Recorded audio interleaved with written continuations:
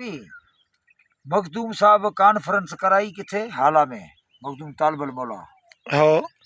वो सब सुगर सब शायर जी गॾु पर किन दोस्तनि चयो साईं मौलवी हाजी अहमद मला बदीन वारे खे जे दावत ॾियो उहो ॾिठल कोन्हे मथां उहो बि ॾिसूं मुलाक़ात थी वञे जी पोइ गाॾी मोकिली हुनखे खणी आया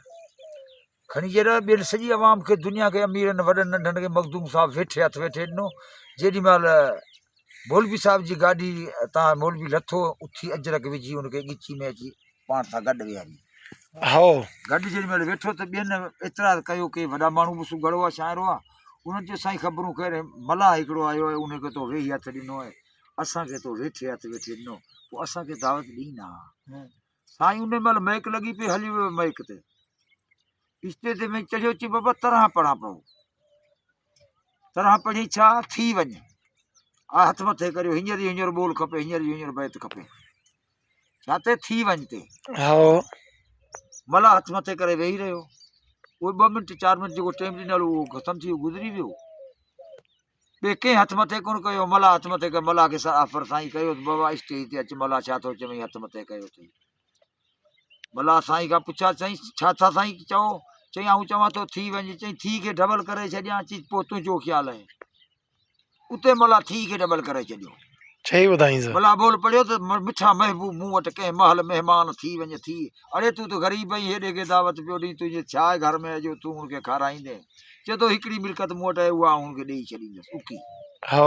भला ॿुधां त मिठा महबूब मूं वटि कंहिं महल महिमान थी वञे थी कपे ई कद कदमनि तां कद कुर्बान थी वञे थी हो बदन फोड़ाए में फांगा उॾर कागज़ खणी कांगा ॿुधाए जे बाग़ में बांगा ए चतू चइजान थी वञे थी मिठा महबूब मूं वटि कंहिं महल महिमान थी वञे थी बराबरि कंध कदमनि तां कंध कुर्बान थी वञे थी प्रेम लाहे जी परेशानी पसाए जे पाक पेशानी प्रेम लाहे जी परेशानी पसाए जे पाक पेशानी जुदायूं छॾ जीअं जानी ओ जिस्म में जान थी वञे थी मिठा महबूब मूं वटि कंहिं महल महिमान थी वञे थी कपे ई कंध कदमनि तां कंध कुर्बान थी वञे थी बराबरि भला ॿुध तूं गुलज़ार गुलबन जो अची तावीज़ थी तन जो अला अला तूं गुलज़ार गुलबन जो अची तावीज़ थी तन जो मथे जो मोड़ ऐं मन जो मणियो मरजान थी वञे थी मिठा महबूब मूं वटि कंहिं महल महिमान थी वञे थी कपे ई कंध कदमनि तां कंध कुर्बान थी वञे थी अला अला मला ॿुधाए थो केॾी मला जो उहो इल्मु मला जो उन रूबर हिकिड़ी तरह ते थी वञे ते ॿ दफ़ा डबल थी करे छॾियईं इहो मला जो इल्मु मला ॿुधाए थो शाह साहब जो बैत त हण हबीब हथ खणी बंगा बाण भरे छिमकियो सो छो मजा कड़कड़ कान करे पोइ पुछो त पेर भरे को ठरियो हथ हबीब जो अला अला मला ॿुधल हणी कढ हथ मां हथ वारे इशारो कयो त हणी छॾिजे तुंहिंजे धक में मरी वञा त मुंहिंजो केॾो मर्तबो थी वञे हणी कढ हथ मां हथ वारे तुंहिंजो हथ थो हीअं ठारे मिठा महबूब तूं मारे ए मरां त बि मान थी वञे थी मिठा महबूब मूं वटि कंहिं महल महिमान थी वञे थी कपे ई कंध कदम तां कंध कुर्बान थी वञे थी बराबरि भला ॿुधल मिटी खे वार मोए तां क्षमा छॾ यार पोए तां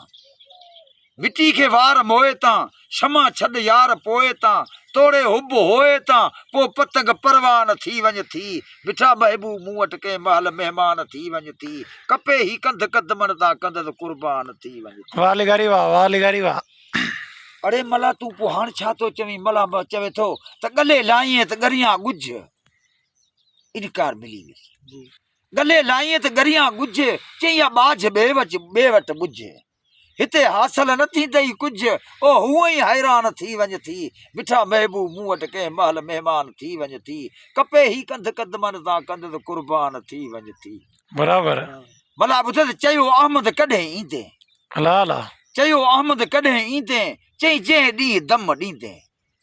भला जे बेसबर थींदे त पोइ ताबान थी वञे थी मिठा महबूब मूं वटि कंहिं महल महिमान थी वञे थी कपे ई कंध कदमनि तां कंध कुर्बान थी वञे थी साईं महिरबानी अस्सलाम वालेकुम हाजी गुलाम नबी साहब महिरबानी